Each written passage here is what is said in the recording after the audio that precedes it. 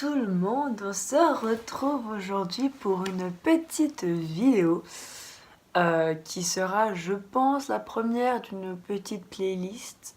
Après, ça dépend si vous aimez vraiment pas. Donc j'espère que ça va un peu vous plaire. Je suis assez stressée, je vais vous avouer, parce que j'ai peur que vous trouvez ça vraiment nul et que ça sert à rien. Et je le comprendrai en un sens, mais dans un autre sens, j'aimerais bien que vous aimiez. Donc voilà, n'hésitez vraiment pas à me dire ce que vous en pensez et à liker si ça vous plaît. Je demande pas sur des likes, je crois que je n'ai encore jamais demandé. Mais voilà, si ça vous intéresse, sur les deux petites vidéos complètement bonus qui arriveraient les mercredis. Voilà.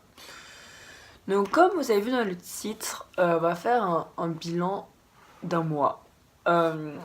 Voilà, donc ça fait un mois que j'ai commencé à apprendre le japonais. Un mois, hein. Ça fait un mois et une semaine maintenant bientôt. Ouais, ça va faire un mois et une semaine quand je tourne la vidéo. Donc un peu plus quand vous allez la voir vous. J'ai commencé le japonais, je regarde. Je pense que c'est important de le dire, je n'ai encore pas abandonné. Du coup c'est déjà pas mal pour moi. Parce que, avant de parler un petit peu de pourquoi et tout, il faut savoir que je suis quelqu'un qui a un trait de caractère un peu dommage, c'est que je vais pas au bout des choses. C'est-à-dire que dès que je vois que j'ai trop de difficultés, que j'arrive pas à faire un truc, que ça me demande trop d'efforts, j'ai vraiment une vraie tendance à arrêter, genre à un moment donné, genre direct. Et c'est pour ça qu'il y a plein de choses que j'ai tentées et que j'ai jamais fini. Et c'est vraiment dommage. Et ne soyez pas comme moi s'il vous plaît, parce que c'est vraiment triste. Parce que genre, enfin c'est nul. Tu peux faire plein de choses et tu les fais pas parce que j'ai pas peur de l'échec même.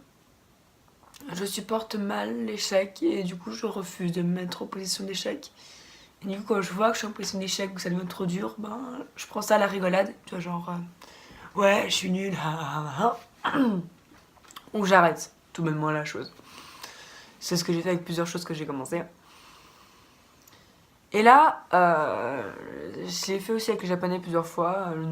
Enfin, non même pas, ça c'est pas le truc que j'ai le plus recommencé. Mais ça doit être la troisième fois que j'essaie d'apprendre le japonais. Mais en fait à chaque fois je commençais avec ces applications qui te font apprendre des mots. Et je faisais jamais tout ça tous les jours. J'étais pas du tout régulière donc ça servait à rien. Et en fait, ce qui m'a énormément motivée, c'est de regarder toutes ces vidéos de ces gens qui parlent japonais, en fait, qui sont en train d'apprendre, donc qui n'ont pas du tout un japonais parfait, mais qui le parlent et qui arrivent à le comprendre. Et ça m'a juste genre donné trop envie de réussir aussi à le comprendre. Et de pouvoir le parler, de pouvoir parler cette langue que je trouve très très belle. Du coup, déjà, ça m'a motivée. Ensuite, ça m'a motivée, c'est que j'ai envie d'aller habiter un an, au moins un an de ma vie au Japon. J'ai envie de faire au moins un an de ma vie au Japon. Et j'ai vu plein de vidéos, donc je vois bien que c'est pas du tout un rêve et que c'est très difficile et que la société n'est pas du tout plus facile au Japon que chez nous. Hein. Qu'ils travaillent comme des kleps, enfin tu vois, des chiens, et que c'est dur et tout. Mais j'ai quand même envie de tester parce que c'est vraiment un pays qui m'attire, qui m'appelle énormément. Déjà ça se voit par ma passion des mangas, mais ma passion des mangas au début c'était vraiment que les mangas et je vois et je le ressens que ma passion qui est que du manga commence un peu à s'ouvrir en fait au Japon tenté, c'est-à-dire qu'avant je regardais que des vlogs Tokyo parce que c'était là où je voyais le plus de trucs otaku et c'était là où ça m'intéressait et petit à petit genre avec Ichiban Japan ou Aseki Japon par exemple, j'ai vu en fait d'autres endroits qui avait rien à voir avec le manga, la mangas, et ça m'a juste genre autant plu. Du coup, je pense que voilà, j'aime de plus en plus cette culture japonaise, plus que le Japon lui-même, et j'ai envie de faire de plus en plus de choses sur cette culture, par exemple les samouraïs japonais, les anciens samouraïs japonais. Et du coup, comme je vous l'ai dit, je suis quelqu'un qui abandonne vite les choses, et du coup, je suis très contente d'être arrivée à un mois à peu près. Et du coup, en fait, je me suis dit, j'ai réfléchi et je dis, mais que faire pour me garder motivée? Donc en fait, limite, ces vidéos sont presque plus pour moi que pour vous. Après, je me dis peut-être qu'avec mes petites vidéos, je peux vous motiver à vous aussi apprendre parce que parfois, ça me motive, parfois, ça ça fout la mine de voir des gens qui ont déjà un super niveau de Jap en fait. Enfin, qui pour toi en tant que newbie qui sait dire Ohayo, Oyasumi, Konbawa, Konnichiwa, Arigato, qui est pour toi un niveau de ouf en fait, alors que sûrement pour eux c'est pas un niveau de ouf et qu'ils peuvent faire mieux, tu vois. Mais quand t'es au niveau 0, voir ces gens qui sont déjà à un niveau avancé, intermédiaire avancé par exemple, et qui avancent, ben ça te motive, en même temps ça te freine, parce que t'as l'impression d'être le seul et t'as envie d'arriver directement à ce niveau. Et du coup je me dis, si je fais ces vidéos où ben je suis à mon niveau, c'est-à-dire au niveau 0 plus peut-être, ou 0,5, tu vois, peut-être ça peut vous motiver à vous dire, ben tu vois, elle part de 0 et je vois vraiment qu'elle est partie de 0, cette fille ne parle pas japonais. Et du coup peut-être ça peut vous motiver à ce qu'on y arrive tous ensemble. Donc qu'est-ce que j'utilise? Et ben faut savoir que juste les premières fois où j'ai commencé, j'utilisais des apps genre apprendre le japonais, et du coup t'avais des mots en fait. Et je sais pas pourquoi ces apps, je pense que ça marche avec plein de personnes, avec moi ça a pas du tout marché. J'allais jamais quand je suis sur mon téléphone, j'allais jamais sur ça, j'allais sur YouTube et sur autre chose. Et du coup jamais, je le faisais genre quoi, une ou deux fois, puis après j'arrêtais complètement, donc c'était ridicule. Du coup là je suis passée à un autre format, j'ai regardé plein de blogs, et j'ai trouvé un livre qui m'avait l'air pas mal. Donc c'est le 40 leçons pour parler japonais. Niveau débutant pour acquérir niveau B1. Je crois que le niveau B1, c'est à peu près le JLPT 3-4. Si j'ai bien compris, n'hésitez pas à me corriger en commentaire aussi. Donc voilà, donc c'est vraiment des exercices et tout. J'ai pas vraiment commencé, c'est-à-dire que j'ai juste appris Anata et Watashi. C'est ridicule. Mais en fait, c'est pas ça que j'ai le plus utilisé ce premier mois, pas du tout. En fait, je l'ai acheté parce que je voulais avoir deux trucs. Donc, je vais vous dire ce que j'utilisais juste après, qui est complètement gratuit. Mais je voulais avoir deux trucs, en fait, deux versions pour apprendre le japonais, pour avoir genre deux enseignements, en fait, et pas mon format de enseignement. En fait, pour lui, j'attends juste d'avoir appris mes deux premiers alphabets par cœur pour bien commencer à l'utiliser. Donc ça c'est le premier truc, et l'autre truc que je dis c'est que je suis sûre que vous connaissez, c'est les cours de japonais. C'est un gars genre super bien qui a juste décidé de mettre un cours qui m'a l'air hyper complet de ce que j'en ai vu gratuitement sur internet. Donc ça vraiment, merci et bravo à toi parce qu'il a vraiment juste mis son cours gratuitement. Donc ça c'est assez incroyable. Puis c'est vraiment bien fait, genre c'est un cours de qualité que le gars a mis gratuitement sur internet, donc bravo à lui et merci beaucoup à lui, Julien Fontanier. Je crois que j'ai dit faux avant, c'est nul. Et du coup j'ai commencé par utiliser ça pour avoir un support vidéo. Actuellement je vais pas beaucoup avancer non plus parce que on arrivait très vite au il faut commencer à apprendre les hiragana et les katakana. Donc en gros les 2 premiers jours où j'ai commencé par regarder ces vidéos d'introduction et ces vidéos où il présente les katakana, les hiragana, les kanji, les romaji, l'arabe et siju. J'ai regardé ces présentations-là parce que je me disais que c'était important. Et je vous avoue, c'était un peu pour repousser le moment fatidique. Mais il a bien fallu à un moment. Il a dit, bon écoutez, à partir de maintenant, il faut savoir les katakana et les hiragana, en tout cas les kana, pour pouvoir continuer. Parce que, voilà, pour Fontanier Sensei, tu dois apprendre une langue dans la langue. Et je trouve ça vachement bien, donc je suis assez d'accord avec lui. Alors, je peux être quelqu'un, je trouve très flemmard, j'ai pas fait certains jours, vous pouvez très bien vous l'imaginer.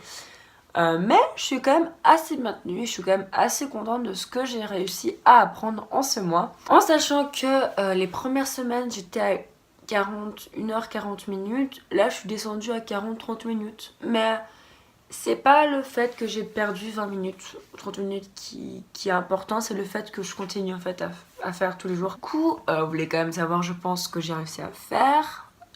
J'ai appris. Actuellement, je connais tous les hiragana et je connais jusqu'à la ligne des M des katakana. Pour les katakana, je galère plus parce que j'ai déjà les hiragana en tête. Du coup, genre pour un même son, j'ai deux trucs différents et du coup, j'ai un peu galéré. Surtout avec la ligne des T. Les katakana, j'ai vraiment beaucoup galéré, et les H aussi, je galère de ouf. Comment j'ai fait pour les apprendre? C'est très simple, on a une liste et on fait des lignes. Voilà, je me tape des lignes. Voilà, et en fait, en haut, je réécris toujours tout, et après, du coup, je me refais des lignes. Et c'est genre, parfois, hyper ennuyant, je vais pas vous mentir, hein. Il y a des fois où j'avais pas envie de les faire. Il y a des lettres où j'ai pas fait des lignes, parce que je n'en ressentais pas le besoin. Donc, ce qui est génial, en fait, quand je suis au début, c'est que du coup, j'ai vraiment l'impression d'apprendre plein de choses. Et du coup, c'est super drôle parce que maintenant, dès que je suis sur Twitter et que je vois un tweet en japonais, j'essaye en fait de lire les hiragana et parfois les katakana que je vois. Et du coup, c'est vraiment très drôle parce que je lis un mot, je ne sais absolument pas ce que ça veut dire, mais j'ai réussi à le dire à haute voix et du coup, je suis plutôt contente, je suis plutôt fière de moi. Pendant ce temps, je vais quand même continuer un petit peu les cours vidéo. En fait, la théorie, je me la mets dans ce grand cahier. Parce que j'aime bien quand même avoir des cahiers, pas trop mélanger les choses. Je vous sors juste ça.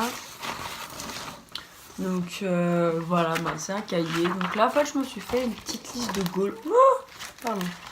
Je me suis fait Je me suis fait une petite liste Je me suis fait une petite liste de goals. Et là, c'est mes goals. Donc comme vous voyez, j'ai pu en checker un. Donc c'est connaître les hiragana. Il m'en reste encore plein à checker, mais je me suis fait des petits goals. En fait, ça me motive de savoir que je pourrais cocher un truc. Genre, pour l'instant, si vous voulez savoir mes goals, j'ai apprendre les hiragana, apprendre les katakana, connaître 10 kanji, réussir à formuler une phrase en japonais, donc c'est tout simple, lire un manga en japonais, plus compliqué, comprendre un épisode d'anime sans les sous-titres, c'est beaucoup plus compliqué, et passer mon GLPT 5. Donc voilà, c'est les premiers goals. J'ai mis des un peu plus possibles et des un peu plus compliqués. Bah, comme ça, justement, j'ai à long et à court terme un petit peu pour me motiver. Donc ensuite, finalement, on prend des petites notes pendant le cours. Mais ce que j'ai fait, c'est qu'en fait, j'ai commencé à apprendre des règles de grammaire. Donc il y a 4 règles de grammaire pour bien les kana, j'en ai appris 3. Qui en fait c'est génial parce que du coup il y a plein de mots je comprenais pas pourquoi ils s'écrivaient comme ça. Du coup j'ai compris, par exemple arigato, je savais pourquoi il y a le hiragana du U à la fin, et en fait c'est pour allonger le O et je ne le savais pas. Premièrement mon goal c'est d'avoir 10 mots de vocabulaire, enfin genre un mois j'espère que j'en aurai plus, mais quand même avoir déjà 10 mots que je connais vraiment. C'est-à-dire c'est pas 10 mots que tu arrives à ressortir une fois sur 5, c'est vraiment 10 mots que je connais. Genre bonjour, je le connais, tu vois, c'est vraiment 10 mots que je know. Donc 10 mots, avoir fini avec mes katakana évidemment. Et pourquoi pas savoir un ou deux kanji, ça peut être rigolo. En sachant que je connais déjà quelques kanji, genre la montagne, le feu et la rivière. Du coup je peux dire volcan. Et je trouve ça toujours extrêmement drôle en fait. J'espère vraiment que cette vidéo vous aura plu. Je vais essayer de la monter pour qu'elle soit pas trop longue, parce qu'elle va me paraître hyper longue et si c'est trop long ça va pas vous plaire.